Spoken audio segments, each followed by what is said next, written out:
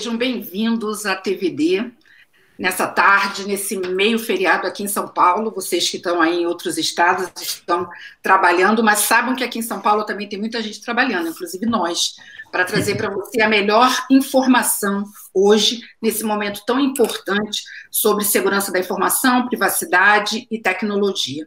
Hoje a gente vai mudar um pouquinho o nosso tema. Vocês que têm me acompanhado aí desde que a nova temporada do GS entrou no ar, têm visto aí que nós temos debatido bastante os desafios de segurança cibernética, temos falado também sobre privacidade de dados em tempos de Covid, mas hoje eu quero convidar vocês a falar um pouco sobre um tema muito interessante, que é a tecnologia da informação e a transformação digital nesse momento. E para isso eu convidei dois especialistas, dois experts no assunto, para bater esse papo conosco. Eu tenho aqui no nosso estúdio o Júlio Urdangarin. O Júlio é diretor-presidente da iPlan Rio e vai conversar conosco sobre as experiências que estão sendo implementadas nesse momento tão difícil que o Rio de Janeiro está passando, e São Paulo também, e outros estados brasileiros. E trazemos também aqui no nosso estúdio Paulo Farroco, que é CIO do Carrefour, e o Paulo representando aí o mercado corporativo, e o Júlio, né, o segmento público, também trazendo para a gente os desafios que o setor privado está enfrentando e como a tecnologia está respondendo a isso. Então, quero agradecer a presença do Júlio, a presença do Paulo Farroco. Daqui a pouquinho eles já conversam com vocês. Antes, eu quero dar só um cenário para a gente entender um pouquinho o que está acontecendo hoje, né? Na verdade, na minha opinião, a tecnologia da informação nunca foi tão exigida como nesse momento. E ela está vivendo aí uma contradição muito grande. Segundo algumas empresas e alguns institutos de pesquisa, talvez a tecnologia da informação esse ano sofra uma redução significativa de investimentos. Para vocês terem uma ideia, a IDC prevê que na América Latina essa redução deve ser da ordem de 4%. E o Gartner prevê que no mundo essa redução deve chegar a 8%, 10%.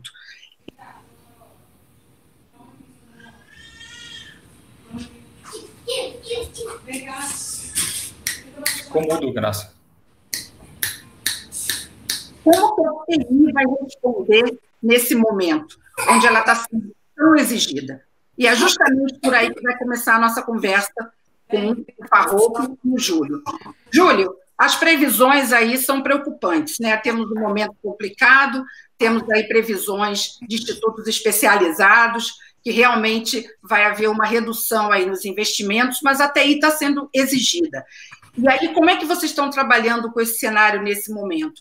Tem que ser tem que priorizar melhor os recursos que já existem hoje. Está se conseguindo priorizar esses recursos com tanta emergência? Eu queria que, antes de você falar até das soluções que vocês estão implementando, que você falasse sobre o desafio desse momento. Como é que você está vendo isso? Bom, antes de mais nada, boa tarde, Graça. Obrigado aí pelo convite da TV Decision. Boa tarde, Paulo Farroco. E boa tarde a todo mundo que está nos assistindo, né? Graça tocou num ponto importante, porque principalmente quando a gente fala de setor público, né? Porque o setor público depende, essencialmente, tanto para investimento como para custeio, depende da arrecadação. E assim como no setor privado, a arrecadação municipal, estadual, federal diminuiu bastante com essa retração natural que aconteceu por conta da quarentena, né? Então, o que já estava difícil piorou. Então, a gente tem uma dificuldade, isso não é uma exclusividade da cidade do Rio, isso é para qualquer cidade, e qualquer país do mundo está sofrendo isso, né? O que é natural por conta da quarentena, né? Das pessoas ficarem em casa e não se movimentarem, não consumirem serviços. Isso traz, de fato, uma redução na arrecadação de forma significativa, num momento que, na verdade, se depende de aumentar o investimento na parte de saúde. Então, a tecnologia ela também sofre com isso. Então, assim, como você falou, antes mesmo de falar nas soluções que foram dadas, é importante deixar claro que, de fato, a gente também está precisando meio que se virar nos 30 para conseguir oferecer soluções para o cidadão E a nossa sorte é que a gente já estava nesse caminho, entendeu, Graça? A gente já vinha apontando nessa direção, então a gente acabou não sofrendo tanto, não foi tão impactante para que a gente superasse esses desafios iniciais. Então depois eu vou contar um pouquinho, falar um pouquinho do que a gente precisou fazer para garantir o funcionamento da própria prefeitura e do atendimento ao cidadão. Ótimo, Júlio. Mas o Júlio aqui admitindo, reconhecendo, eu acho, não é nem a questão de admitir, é reconhecer, como todos nós, que o momento realmente é um momento de grandes desafios. E o setor público, nesse caso, como o Júlio colocou, deixa aí, né, o seu perfil, a sua reação. Paulo Farroco, bem-vindo, vou trazer você aqui para a nossa conversa, já falando um pouquinho sobre o varejo, né? Eu gosto desse setor, acompanho há bastante tempo, nós temos, inclusive, uma atuação grande no setor de varejo. Eu costumo dizer, e o Farroco pode me desmentir se for o caso, que o varejo está sempre ali, é um termômetro muito importante na economia, primeiro por conta, obviamente, da quantidade, né, de empresas hoje formais e informais que atuam nesse segmento, mas principalmente porque ele está muito próximo de nós, consumidores, clientes. Então, ele talvez seja um dos setores que mais sente aí qualquer mudança, né, nessa questão do consumidor. Então, Paulo, começando aí, trazendo a pergunta que eu fiz ao Júlio para o seu universo, né? Antes da gente falar de como você está virando esse jogo, eu queria que você falasse um pouco sobre o impacto disso no teu setor. O impacto desse momento, das reduções que nós sabemos que estão acontecendo, como é que você está vivenciando e vivenciou isso? Bom, em primeiro lugar, boa tarde, obrigado, Graça, pelo convite, pelo seu convite da TV Decision, Júlio, obrigado por acompanhar comigo aqui esse bate-papo, espero que seja muito gostoso, muito interativo com as pessoas, obrigado a todos que estão nos assistindo. Bom, o setor do varejo, e de uma forma mais ampla, depois eu falo do varejo alimentar, propriamente dito, sofreu um impacto absurdo, né? Muito grande, muito grande. Alguns setores muito maiores do que os outros, e realmente acho que todas as empresas, sem exceção, tiveram que revisitar os seus projetos, revisitar os seus investimentos, revisitar toda e qualquer alocação de recursos, priorizando aqueles que efetivamente tragam um benefício de curto, médio prazo. Os projetos mais estratégicos de mais longo prazo, obviamente, eles estão sendo revisitados. É óbvio que a gente não pode, em detrimento da perenidade do futuro, não priorizar projetos agora, mas é claro que todo mundo está tendo que fazer escolhas e cenários. Eu tenho colegas do setor de varejo que a gente brinca que é o 50º, 50º cenário que a gente faz. Faz um cenário, mostra, apresenta, daqui a pouco refaz o cenário e ajusta novamente e reduz alguns investimentos aqui e acolá, mas a verdade é o seguinte, agora é hora de muito foco, né? Muito foco no que efetivamente agrega valor para a empresa. E também, Graça, aqui a gente precisa dizer que eu acho que isso também muda muito de endereço, mas acontece igual para todo mundo, essa revisão não deixa de ter o seu lado saudável, né? Olhando sobre uma outra perspectiva e sobre uma outra real necessidade do negócio e da continuidade, alguns projetos foram revisitados e deveriam já ter sido revisitados antes. Foi uma grande oportunidade, de certa forma, revisitá-los de uma forma mais incisiva nesse momento. Júlio, desculpa interromper, Farroco, mas só porque você tocou, já avançou num ponto que eu acho muito importante para ouvir o Júlio também, essa questão de revisitar. Eu tenho ouvido muito isso no mercado, né? Que, na verdade, hoje eu até separei aqui 3 palavrinhas mágicas: agilidade, velocidade e qualidade. A TI sempre teve na sua pauta esses 3 drivers aí, mas me parece que agora, nesse momento, a velocidade foi fundamental, né? Porque tudo teve que modificar muito rapidamente, teve que ser ágil também, e, ao mesmo tempo, tem que ter foco, como o Farroco falou, e qualidade. Você concorda com isso? Você acha que a questão do foco aí tem sido o principal desafio? Graça, eu até anotei aqui, o Paulo falou da questão do foco, acho que é bem por aí mesmo, né? A gente tem, por exemplo, a gente está vivendo 3 estágios, né? Vivemos 3 estágios desde o início dessa crise. Primeiro era responder, né? Garantir que as medidas apropriadas de resposta a crise e a continuidade da operação. Era a primeira coisa, precisamos continuar. Segundo, retomar. gerenciar durante esse período da crise uma retomada para que a gente pudesse continuar atendendo, pudesse continuar atendendo, no nosso caso, atendendo o cidadão, e a gente está partindo por um processo que é o que o Paulo falou de foco, que é reimaginar como é que vai ser esse novo normal, né? Como é que isso vai funcionar daqui para frente, como é que essa coisa vai acontecer, como é que essa relação, no nosso caso, da relação com o cidadão, ela vai acontecer daqui para frente. Então, acho que a gente está vivendo esses momentos. O que o Paulo falou faz todo sentido, acho que tem que ter foco, tem que se priorizar projetos que, de fato, tragam resultados, até por conta da questão orçamentária, como você falou. A gente tem uma dificuldade, sim, e é fundamental que a gente não dê os tiros mais certeiros possíveis. É claro que não tem como a gente adivinhar, mas acho que a partir do momento que a gente trabalha com esse foco, pensando no cidadão e pensando como fazer mais com menos, que já era um desafio da TI sempre, né? Porque quando a gente fala de transformação digital dentro do setor público, é reduzir também o custo, porque o atendimento presencial, o atendimento de balcão, ele é muito mais caro do que o atendimento eletrônico. Então, quando a gente parte para o atendimento digital, a gente naturalmente já traz uma redução daquele custo natural, que é manter aqueles postos de atendimento abertos para o cidadão. Então, a gente consegue reduzir e entregar muito mais, porque você não limita mais o horário de atendimento ao horário da repartição pública. Ele passa daquela coisa de segunda a sexta, de 10 da manhã às 5 da tarde, para 24 horas por dia. Então, isso é fundamental. Então, os projetos que vão nesse sentido são os projetos que são priorizados e que efetivamente conseguem ter um melhor resultado. Agora, além da questão do foco, que já foi colocada aqui pelos nossos dois participantes, tem um aspecto importante que eu ainda quero explorar na questão da liderança, né?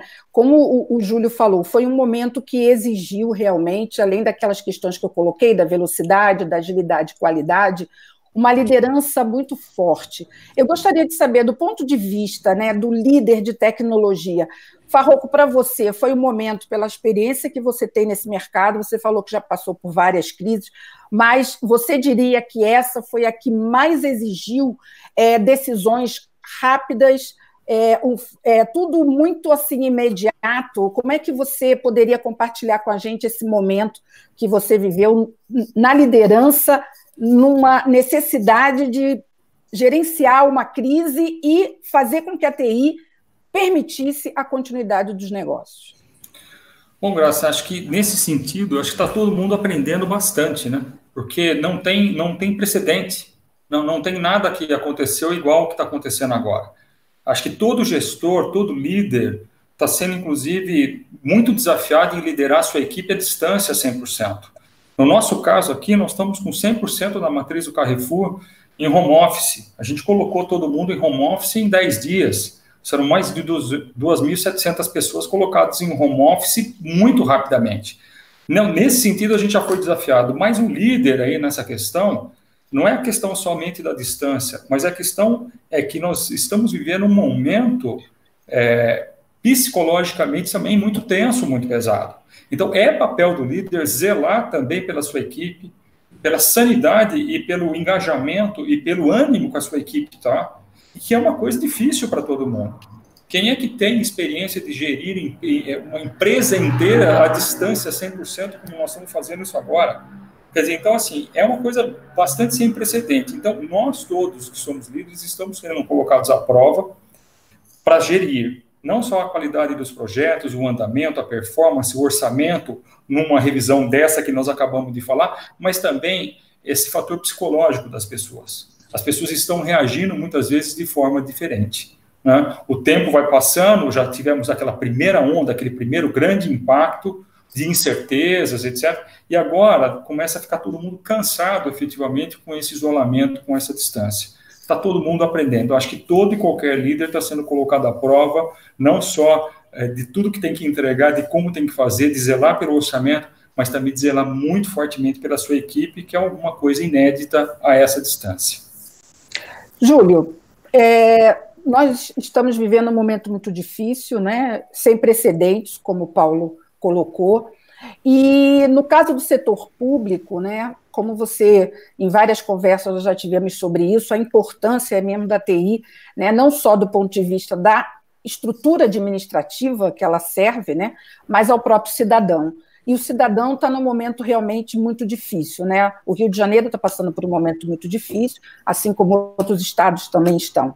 Para você, o que foi mais relevante e mais desafiador como líder nesse momento em que você teve que olhar para tudo isso, né? A questão administrativa, a questão do serviço ao cidadão e ao próprio ânimo, ao próprio sentimento, a própria emotividade desse cidadão que está aí na ponta. O Paulo colocou muito bem, gerir um time à distância é complexo, né? E principalmente num momento que as demandas aumentaram, porque na verdade elas não reduziram, elas aumentaram. A gente agora está conseguindo entregar muito mais, naturalmente, porque também tem muito mais pedido para as coisas continuarem funcionando. Então, assim, a gente precisa usar muito dessa tecnologia, mas também muito da empatia.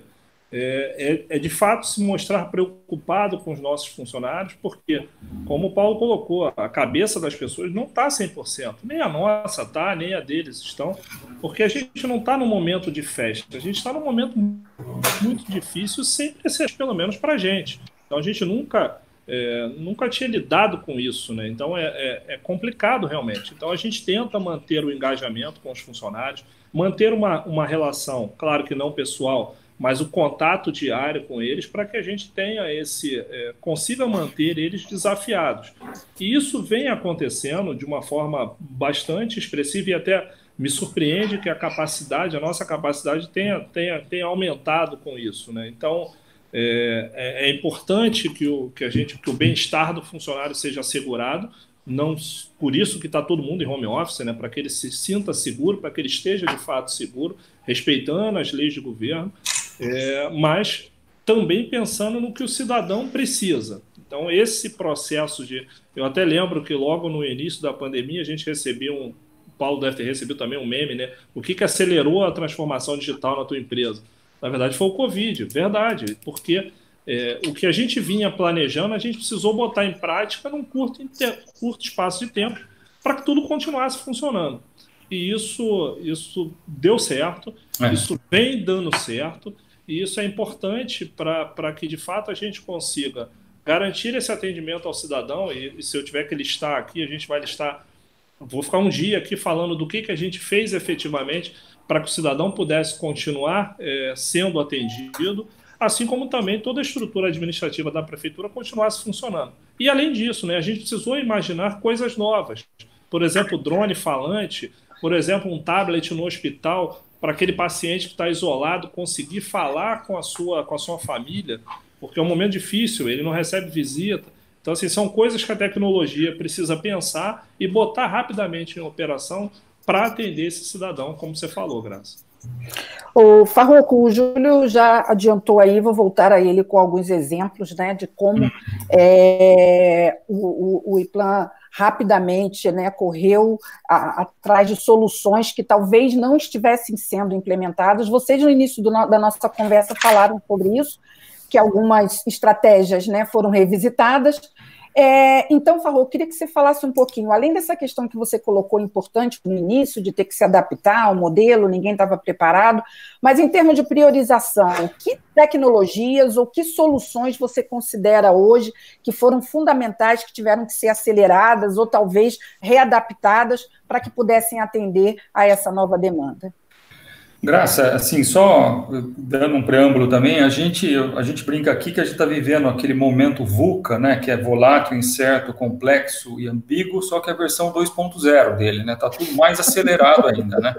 Então, a gente tem que se preparar em muitas coisas. Então, eu queria dividir isso em basicamente dois lados. O lado, inclusive, físico, né, que teve um grande preparo, e cada frase você tem que pensar que a TI está ligeiramente por trás disso, ou 100%, ou parcialmente. Então, assim, a primeira coisa foi cuidar e zelar dos nossos colaboradores e clientes 100%, e você vê fisicamente nas lojas do Carrefour, tirar a temperatura do cliente, fazer um processo de limpeza de carrinho, fazer todo um processo de separação física das pessoas, botar uma barreira acrílica, botar os marcadores no chão, quer dizer, gerenciar que não houvesse aglomeração, incrementar substancialmente a questão de segurança da loja, segurança física, isso para passar para os nossos clientes a total segurança de poder fazer as compras essenciais, né?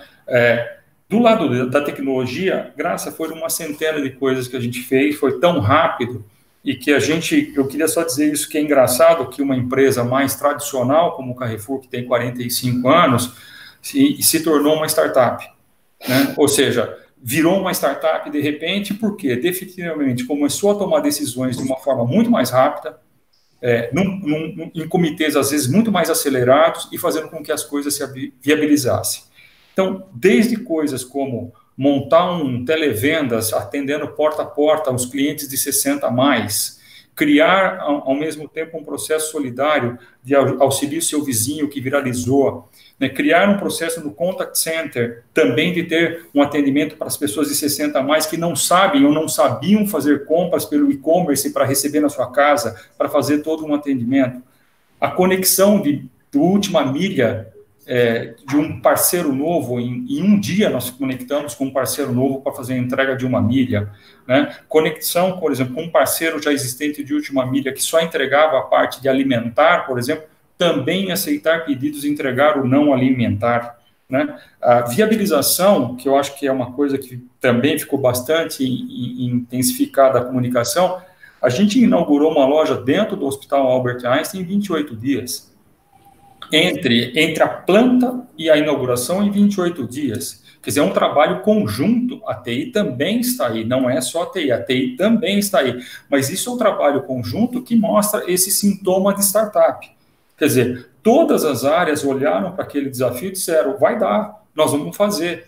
E essa loja é uma loja de uso exclusivo dos colaboradores do Einstein, não é para o público em geral. Então, os colaboradores do Einstein, para que eles tenham a facilidade de fazer compras, quando, por exemplo, estão indo para a sua casa e não precisar passar em outro lugar, por exemplo, isso foi viabilizado em 28 dias. Né? E uma outra coisa que eu queria mencionar, que eu acho interessante, não é só o lado do negócio, porque a gente também está vivendo uma Black Friday desde começo de abril. Quer dizer, os volumes são de Black Friday para nós, no caso do e-commerce, e no caso das lojas físicas também. Né? Então, assim, o volume de pessoas, o volume de negócio, principalmente do e-commerce, aumentou brutalmente. E não é só para nós, é para o varejo que tem um e-commerce bastante consolidado como o nosso. Mas eu queria usar um outro exemplo que eu acho muito interessante, que é o lado voltando para as pessoas, né? Eu, pessoalmente, vou contar um caso aqui. Eu contratei um diretor e um gerente que trabalham comigo 100% virtual. Então, o processo de recrutamento, o processo de seleção, o processo de onboarding, e eles assumiram uma equipe 100% digital, ou 100% virtual. Só que, nesse processo, Graça, a gente colocou todo esse processo absolutamente online, e essa plataforma adquiriu 280 mil seguidores. Né? A gente teve 748 vagas divulgadas, foram 1.108 contratações dessa forma, nesse período. Né? Então, e com uma avaliação dos nossos clientes, nesse caso, que são as pessoas que querem ser contratadas pelo Carrefour, dessa plataforma de uma nota de 4,04, de 5.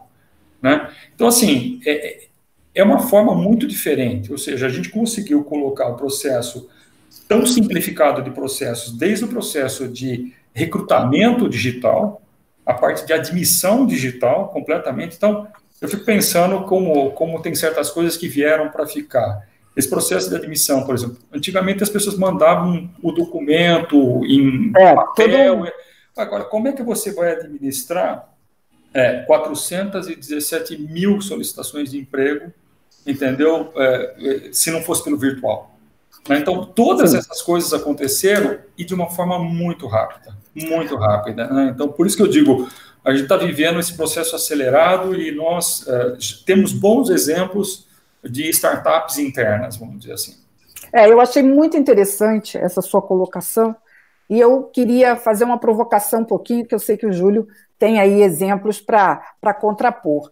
Mas essa questão de startup, que eu achei bem interessante, a própria Black Friday, que o Farroco também referenciou, nós, quando olhamos o setor público, Júlio, temos a tendência de achar que tudo é lento, né, que é difícil de você implementar determinadas soluções, que tem que seguir, né, todo um protocolo, digamos assim, todo um processo de implementação. Mas aí veio todo esse cenário. Você citou rapidamente aí drones e algumas tecnologias que demandam realmente, que são avançadas, de vanguarda, e ao mesmo tempo demandam decisões rápidas, né, implementações sensíveis. Dá para ser startup também no setor público, Júlio? Antes até de responder essa tua pergunta, eu acho interessantíssimo como é que, mesmo no setor privado e no setor público, os desafios são os mesmos, né? O Paulo falou aí de uma loja em 28 dias. Um dos grandes desafios da cidade foi construir um hospital de campanha com 500 leitos, sendo 400 de enfermagem e 100 de UTI, e isso foi construído em 25 dias.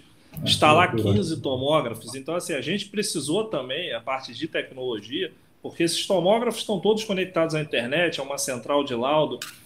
O hospital de campanha ele é todo coberto por Wi-Fi para que os pacientes tenham acesso para poder falar com a família, como eu te falei, da questão dos tablets. Então, é interessante. E a admissão, o Paulo falou da admissão, todos os médicos que foram para o hospital de campanha, eles foram admitidos também, Paulo, de forma remota. Legal. A gente fez construímos um sistema para que eles botassem os seus documentos e a Rio Saúde fizesse a avaliação. Então, ele não ia na sede da Rio Saúde, ele já ia direto para o hospital começar a trabalhar. Então, é interessante como é que é muito similar, né? Os desafios são similares, e as respostas também têm sido rápidas, né? Então, respondendo até o que a Graça perguntou, se dá para ter uma startup, a gente tem esses exemplos, Graça. O próprio Táxi Rio é um exemplo muito que funciona como uma startup dentro da própria Plan Rio, dentro da prefeitura. Então, nós, como empresa de tecnologia, a gente já trabalha com esse processo. É claro que existe uma burocracia dentro do serviço público, natural do serviço público, e todo o processo de contratação ele acaba sendo mais lento por conta de toda a retaguarda legislativa que existe, né, e que você precisa cumprir, e que eu acho que é fundamental para que a coisa, de fato, possa ser feita com toda a lisura. Mas, em alguns casos, a gente consegue, sim, acelerar, dependendo do valor, dependendo do produto que for adquirido, a gente consegue. E, assim, e mais do que isso, a gente tem, que eu acho que é uma coisa também interessante que aconteceu nesse processo da pandemia. As empresas se tornaram muito parceiras. Então, para você ter uma ideia, todo esse processo de tablets nos hospitais, a gente não investiu R$1. Todos os tablets, temos 107 tablets, todos eles foram doados pela iniciativa privada. A parte de Wi-Fi, os hospitais já têm Wi-Fi. Então, assim, a gente não vou dizer que a gente se surpreendeu, mas a gente contou muito com a parceria dessas empresas que nos permitiram a fazer uma reunião virtual, por exemplo, empresas que permitiram a proteger o equipamento do funcionário em casa, permitiram a VPN. Então, assim, a gente também agradece e conta muito com esses parceiros que, nesse momento de crise, se colocaram à disposição para ajudar a cidade. Então, isso também foi fundamental para que a gente pudesse entregar mais coisas com agilidade. Então, esse espírito de startup, pelo menos na parte da tecnologia, ela acontece. E, naturalmente, os outros gestores dos outros órgãos perceberam que, cara, ou eu vou para esse caminho, ou eu vou ficar parado, vou perder a arrecadação da minha pasta. Então, assim, eu também tenho que agradecer aos gestores das outras pastas na prefeitura, porque, efetivamente, eles ajudaram bastante nesse processo da transformação digital. Eles acreditaram nesse processo, confiaram na Plan Rio para essa mudança, e hoje a prefeitura vem colhendo os frutos que a gente acabou conseguindo plantar e entregar nesse momento de pandemia. Mas a parceria é fundamental do setor público com o setor privado. Júlio, importante você ter tocado nesse ponto da parceria, e algumas conversas com outros líderes do setor, além dessa questão de revisitar alguns projetos, muitos tiveram que revisitar contratos.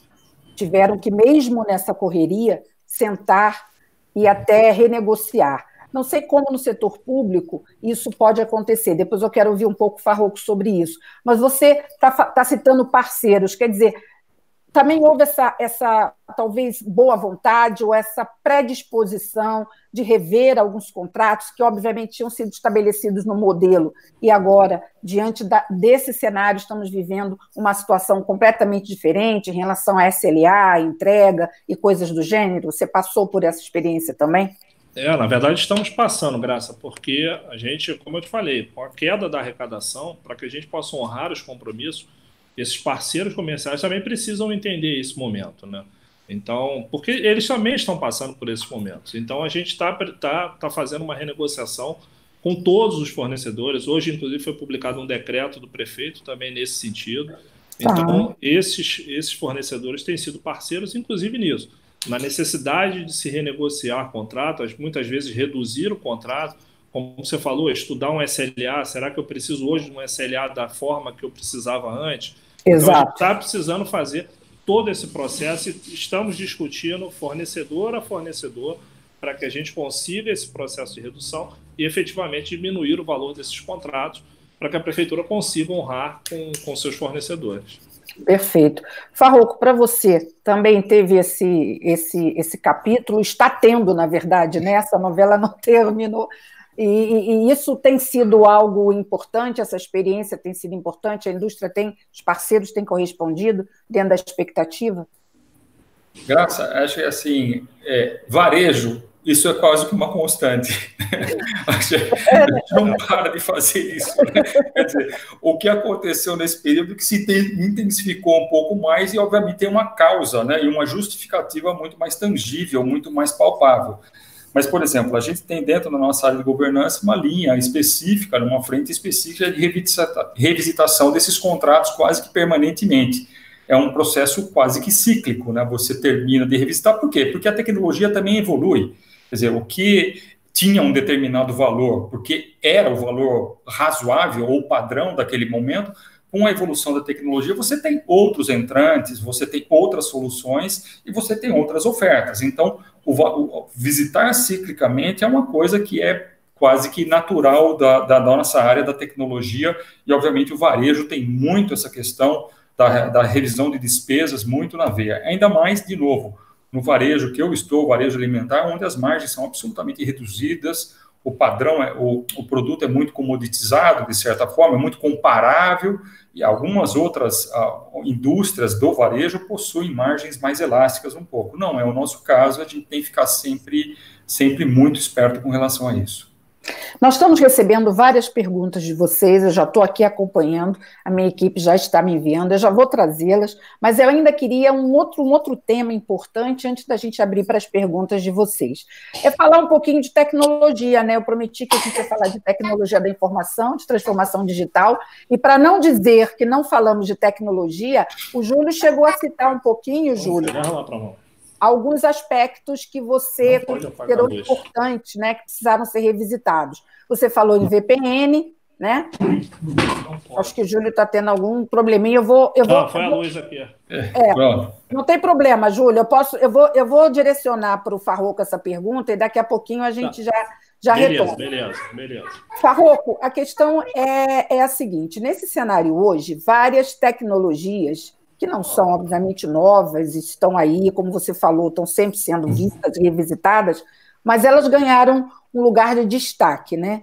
Então, tem se falado muito sobre VPN, tem se falado muito sobre acesso, né, remoto, mas tem se falado muito sobre nuvem, como se, de repente, realmente a nuvem, enfim, tivesse mostrado a que veio. Olha, quem está em nuvem, quem conseguiu se estruturar no modelo com segurança, está numa zona de conforto. Você concorda, Farroco? Eu concordo. E aí eu vou fazer uma brincadeira aqui que eu escutei de um colega e ele diz assim, o melhor tempo de você ter mudado para a nuvem era 5 anos atrás. O segundo melhor é agora. Então, como você já não foi, então vá. Então, para nós, a nuvem tem sido um direcionador de tomada de decisão. Então, tudo que é efetivamente novo, a gente prioriza o uso da nuvem por razões óbvias, né? Até uma questão de continuidade de negócio, disaster recovery, quer dizer, a nuvem já traz alguns benefícios intrínsecos a isso, né? O varejo é uma indústria que tem uma sazonalidade muito grande, então você efetivamente também tira proveito da nuvem. Imagina o que seria você preparar todo um maquinário, vamos dizer assim, para um e-commerce para suportar o Black Friday, que é um pico absolutamente fora do padrão. O que você faz com tudo isso pós-Black Friday ou antes da Black Friday? Então, a nuvem tem esse benefício dessa elasticidade. Então, seguramente, para nós, a nuvem é um dos mantras que a gente pensa em nuvem em primeiro lugar. E aí, para isso, eu acho que toda empresa tem feito muito a mesma coisa, que é um estudo do workload de uma jornada cloud, né? E que a gente pode dividir grosseiramente aqui em 4 quadrantes, pelo menos, né? Então, você tem aqueles sistemas que são já facilmente migráveis para a nuvem, ou seja, eles já têm uma natureza que eles podem ser transportados para a nuvem. Se algum dia eles foram colocados on-premises, agora eles são viáveis de irem para a nuvem. Tem um segundo bloco de projetos, que são aqueles que têm alguma dificuldade, né? Ou seja, eles são talvez um banco de dados, um sistema operacional, alguma coisa que seja mais complicado de você levar para a nuvem. Tem um terceiro bloco, que é efetivamente aqueles que são muito complexos e talvez você não queira fazer pela complexidade que são, porque nativamente não são pautados para irem para a nuvem. E tem um quarto bloco, que são aqueles sistemas que você vai aposentar, né? Você vai fazer o decomissionar, como se diz. Então, para que investir agora, se daqui a pouco eu vou matá-lo? Né? Então, assim, a gente tem uma carga de workload definida claramente nesses quadrantes e, obviamente, a gente olha para fazer essa migração para a nuvem. Nuvem não é modismo, né? Nuvem tem que ter business case, né? Migrar para a nuvem, obviamente, não é para dizer eu estou na nuvem, né? Tem que valer a pena migrar para a nuvem, né? Tem que ter um retorno para migrar para a nuvem.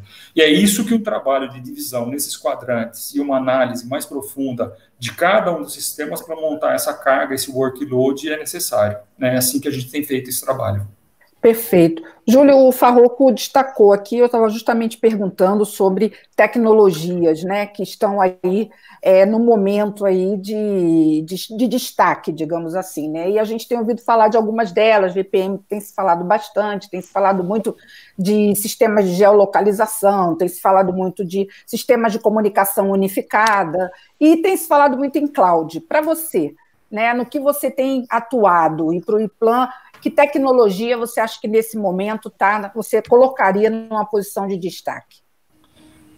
Graça, assim, o Paulo falou muito bem em relação à nuvem, né? A nuvem não é um modismo. Também não é todo sistema que, principalmente no caso público, precise ou deva ir para a nuvem, mas a gente tem adotado a nuvem largamente no município. O próprio Táxi Rio, ele funciona em nuvem, o Saúde Rio, temos alguns. Os alunos agora, a gente está com uma plataforma de aula online, não é nem aula online, né, mas acompanhamento para os alunos, já tem mais de 4 milhões de acessos, todo ele feito em nuvem. Então a prefeitura está disponibiliza semanalmente para os alunos aquela etapa do que ele estaria fazendo em aula, né, na escola.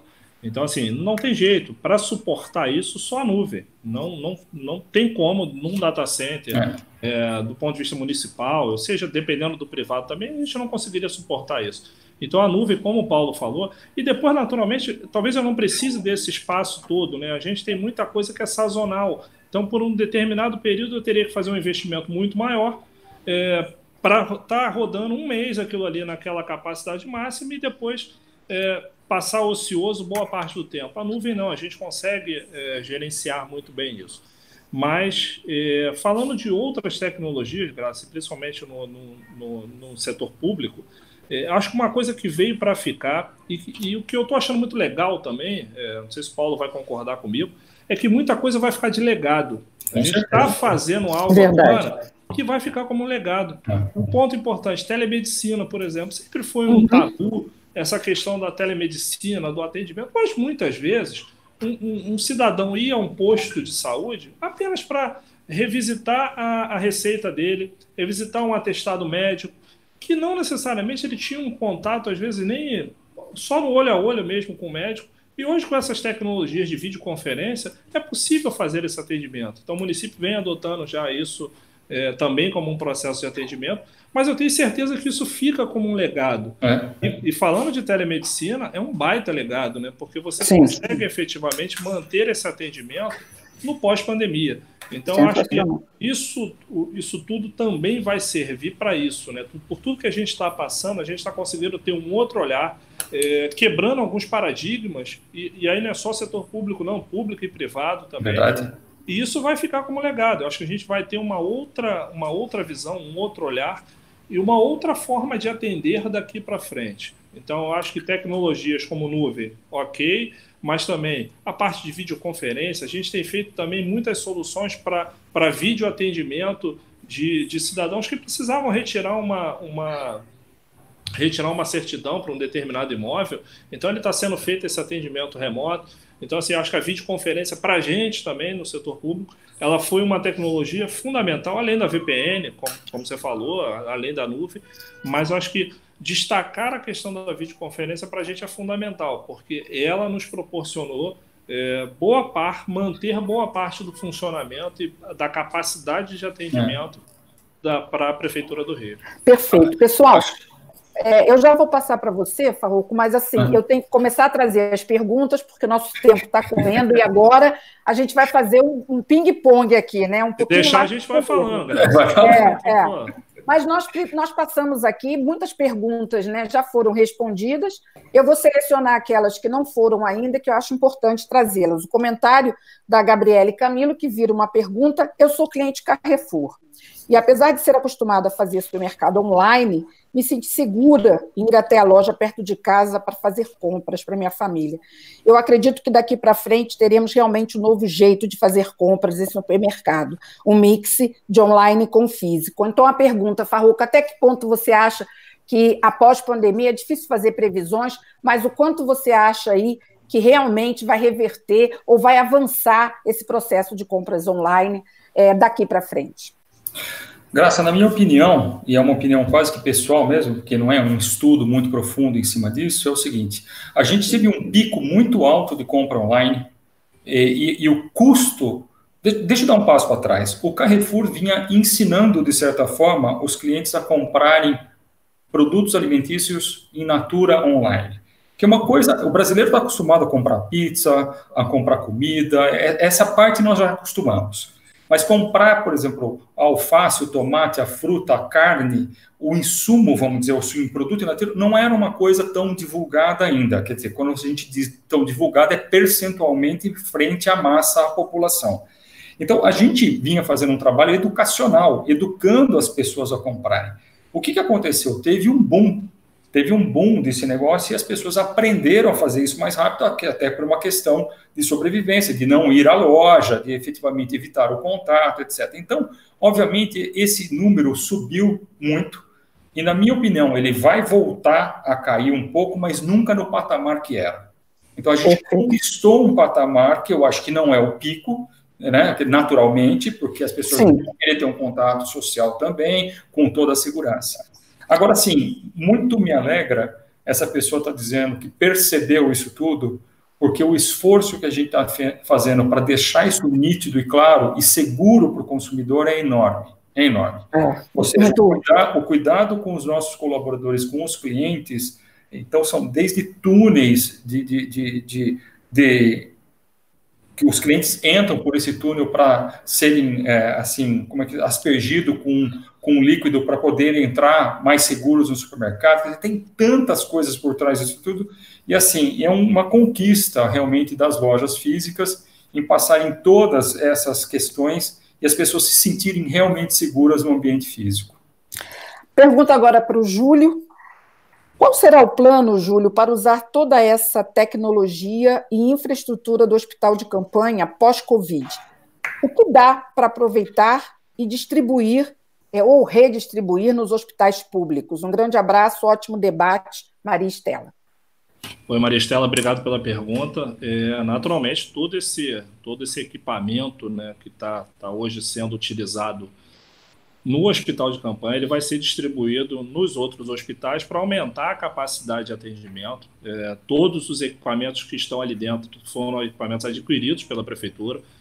Então, só a parte de montagem de estruturas divisórias, isso foi construído naturalmente, como em qualquer outro hospital de campanha. Mas todo o conteúdo ali dentro, desde a cama, desde dos respiradores, isso tudo fica como legado também para a cidade e vai ser distribuído, seja abrindo leitos em outros hospitais, ou quem sabe até a construção de um novo hospital para absorver isso tudo. Mas esses equipamentos foram comprados pela prefeitura e foram comprados até no ano passado. Vocês devem estar vendo isso, uma discussão muito grande, de que está se pagando muito mais caro hoje em dia.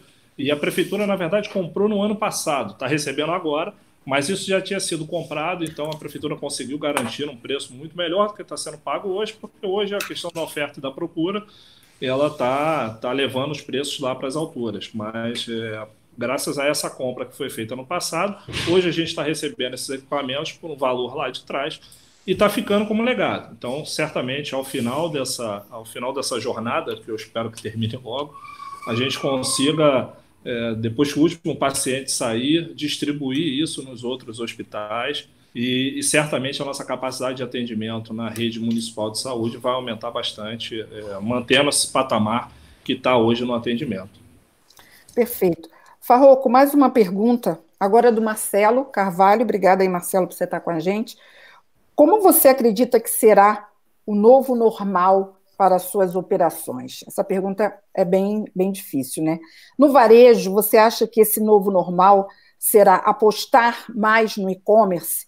Eu sei que você falou que não vai voltar aos patamares iniciais, mas e o investimento? Você acha que vai se investir mais no e-commerce do que se investia antes? Bom, em primeiro lugar, obrigado pela pergunta, Marcelo. Eu acredito que sim, Graça. Eu acredito que sim, e não é só uma questão de crença, é uma questão de estatística, né? Um percentual muito baixo dos varejos brasileiros tinha uma plataforma de e-commerce. E alguns varejos lançaram a sua própria plataforma de e-commerce ou uma forma de comercializar online em questão de dias ou semanas. E isso vale para qualquer tamanho.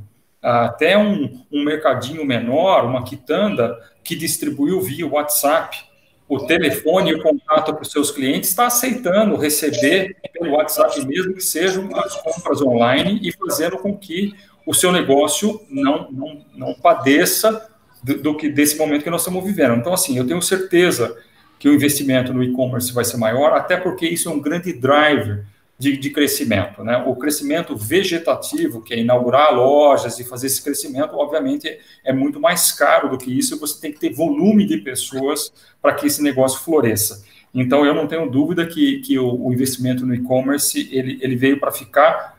No caso do Carrefour, já era um e-commerce estabelecido, a gente está crescendo, está fortalecendo, estamos trocando a plataforma, estamos fazendo uma série de coisas. Mas eu acho que isso acelerou a visão e aquela incerteza que alguns outros varejistas tinham se isso era um bom negócio ou não. Eu acho que tem um tamanho certo, dá para você fazer de alguma forma para expandir o seu negócio num canal diferente que é o canal digital. Então eu acredito que sim, veio para ficar e o crescimento vai ser normal que aconteça. Temos mais um tempinho para mais uma pergunta. A pergunta do Samuel Osório é para você, Júlio. Como você está mantendo a qualidade dos negócios com a quarentena? O que seria mais desafiador, na sua opinião? Revisitar projetos de TI ou colocar toda a equipe em home office? Eu sei que nós falamos sobre isso tudo, mas eu trouxe a pergunta do Samuel porque ele confronta as duas coisas, né? Então, ele justamente questiona você o que foi mais difícil, se foi revisitar os projetos ou colocar todo mundo em home office. Graça, eu vou ser bem sincero, acho que realmente revisitar os projetos foram mais desafiadores, porque a IPLAN, e aí eu estou falando só da IPLAN Rio, não estou falando da prefeitura como um todo, a IPLAN já trabalhava em home office, a IPLAN já tem essa cultura de home office desde 2017. Então, a gente já tinha pelo menos um quarto dos nossos funcionários já trabalham regularmente no home office. Então, a home office tem muito da cultura também, né? Então, se a empresa já tem essa cultura, fica mais fácil, num momento desse, a gente fazer essa virada, né, para o 100% ou para os 98%. Então, de fato, é mais complicado, e aí, por toda a limitação da questão orçamentária, por todo o desafio na questão da priorização, você revisitar os projetos. Então, acho que esse realmente foi o maior desafio. Colocar todo mundo em home office não foi um desafio por conta da cultura que já existia na empresa. E naturalmente, seria essa a prioridade, sempre pensando na qualidade de vida dos nossos funcionários, na preocupação com os nossos funcionários. Então, se tivesse que escolher entre uma e outra, naturalmente a gente iria para essa. Mas essa a gente conseguiu cruzar essa jornada de uma forma mais simples, porque já existia a cultura. Então, quando já existe a cultura, é muito mais fácil. Então, o desafio maior realmente foi revisitar esses projetos por conta de todas as limitações que a gente tem quando a gente fala de orçamento público, né? Então, certamente esse foi o maior desafio. Eu gostaria também de colocar essa pergunta para o Farroco, eu achei bastante interessante, né? E para vocês também essa cultura do home office já era bastante implementada, ou você acha que esse foi o maior desafio? Não, já era sim, mas não nessa escala, né? O que a gente já tinha, que a própria empresa faz revezamento e tal, mas todo mundo em home office não, né? Então, assim, isso foi um diferencial, porque a gente tinha costume de colocar rodízio de pessoas, as pessoas escolhiam um dia da semana para ficar em casa, então eu sabia que às segundas-feiras a Graça estaria na casa dela, e a gente tratava por home office sem problema nenhum. Agora, o que aconteceu é que, meio que de um dia para a noite, né, a coisa exponencializou e todo mundo foi para home office. Eu costumo dizer que a velocidade que as empresas aderiram ao home office foi proporcional ao tempo da crise que eles achavam que ia durar, né? Quem achou que ia durar pouco não investiu tanto em home office no começo, mas quem achou que aquilo era sério ou era mais difícil, mais duro, que o pico ia subir muito rápido, atribuiu ao home office uma importância muito maior naquele momento. Então, assim, a gente sim tinha home office, temos a cultura de home office, mas não nessa escala, nesse tamanho. E se você me permite complementar, claro, o que o Paulo falou, eu acho que é um desafio muito forte para o gestor, né? Que é para manter a equipe próxima. Então, aí cada um tem a sua tática, vamos dizer assim, né?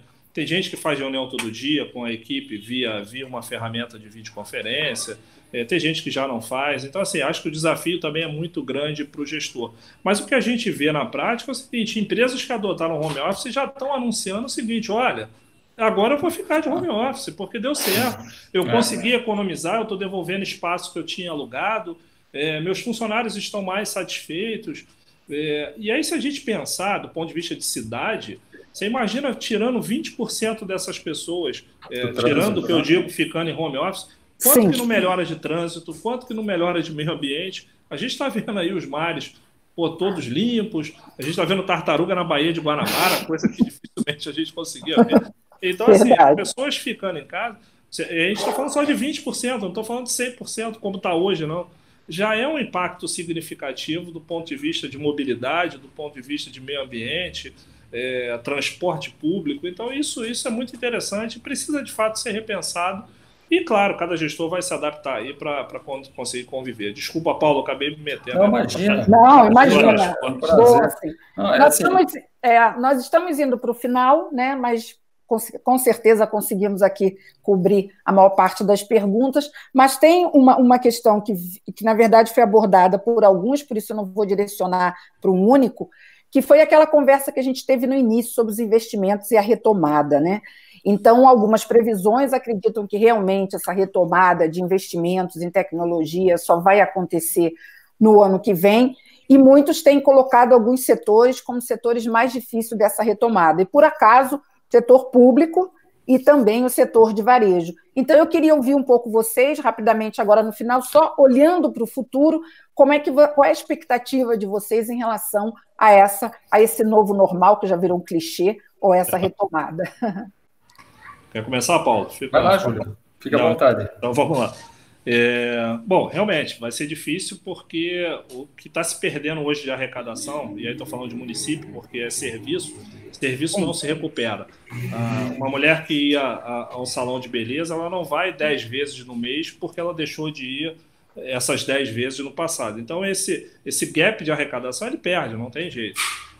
Mas a gente investe, quando a gente fala de investir em tecnologia no setor público, é muito na linha de reduzir os custos que hoje o setor público tem por conta disso. Então, quando a gente digitaliza um serviço, a gente tem por objetivo reduzir aquele gasto. Então, a ideia é continuar fazendo isso para que o serviço público, e aproveitando esse gancho, né, da pandemia, para que o serviço público gaste cada vez menos e possa reinvestir uma parte desse gasto que deixou de ser feito na tecnologia, para que ela consiga manter. Então, a ideia é que, mesmo com essa dificuldade, a gente continue investindo nesse processo de digitalização, de transformação digital e trazendo uma redução nas despesas e custeios da prefeitura, e uma parcela dessa redução consiga ser feito um reinvestimento. Mas, de fato, a gente vai precisar ainda analisar como é que vai ser daqui para frente, como é que vai ser esse processo de retomada. Acho que ainda é muito cedo para a gente cravar o que vai acontecer, mas a nossa expectativa é, com esse processo, com essa aceleração, a gente consiga trazer um resultado positivo no processo de redução de despesa, redução de custeio e, naturalmente, fazer esse reinvestimento. E a gente tem um desafio muito grande aí pela frente, que é a implantação da Lei Geral de Proteção de Dados, né, Graça? Sim. A gente até falou muito pouco nesse debate, mas isso requer também investimento, e já está dito que vai começar agora em agosto de 2020, então a gente precisa ter um olhar para isso também. Perfeito. Farroco, esse novo normal aí, os investimentos, a sua expectativa aí, retomam no mesmo patamar? Vai ser um novo normal realmente, né? Como é que você vê? Eu acho que, assim, a questão do novo normal é tão amplo, né, Graça? É muito amplo, mas porque o novo normal é você rediscutir, por exemplo, essa relação com o trabalho físico. Como é que vai ser efetivamente essa questão?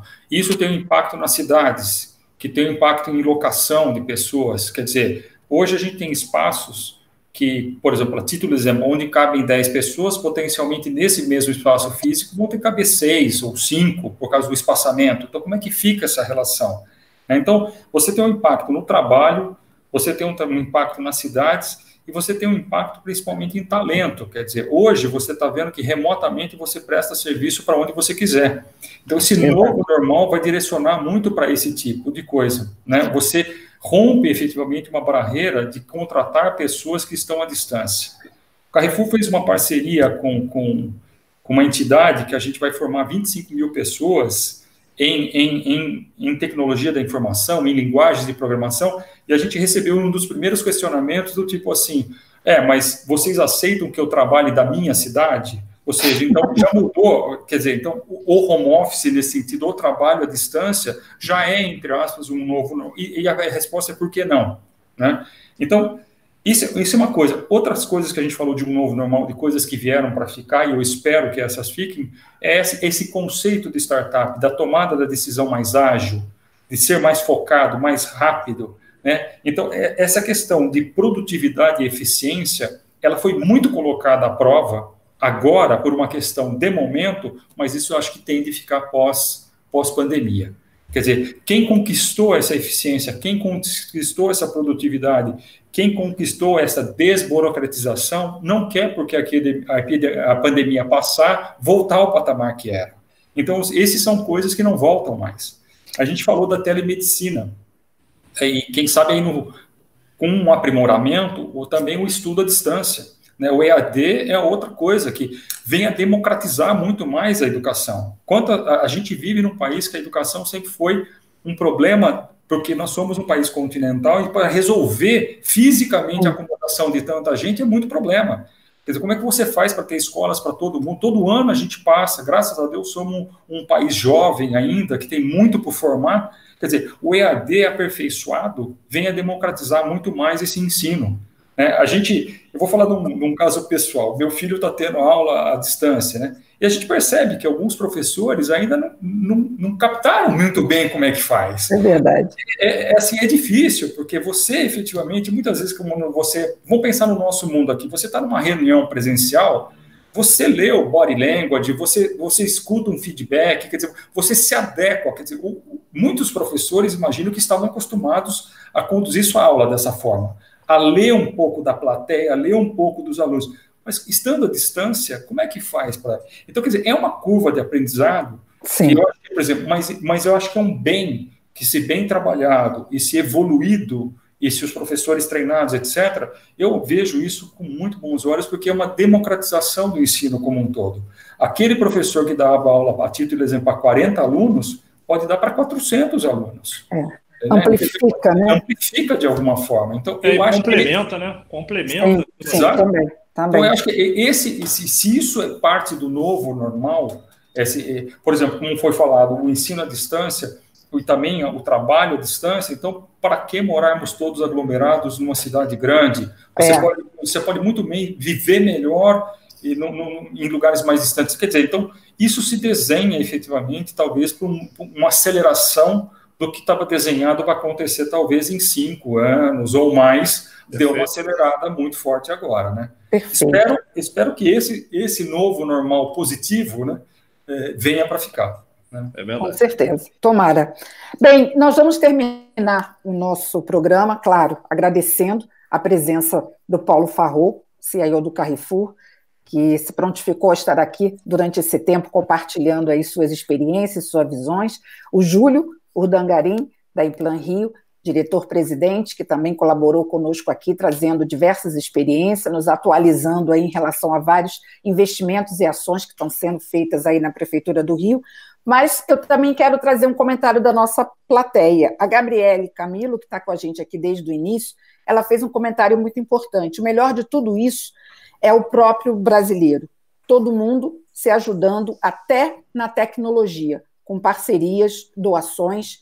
Parabéns a vocês pelo debate, muito importante essa contribuição. Eu que agradeço a vocês pela audiência, espero encontrar sempre com vocês aqui às segundas, às 5 horas da tarde, para esse nosso bate-papo sobre segurança da informação, privacidade, tecnologia, transformação digital. Obrigada, Farroco, obrigada, Júlio, um grande abraço para vocês e para todos que nos acompanharam nessa audiência.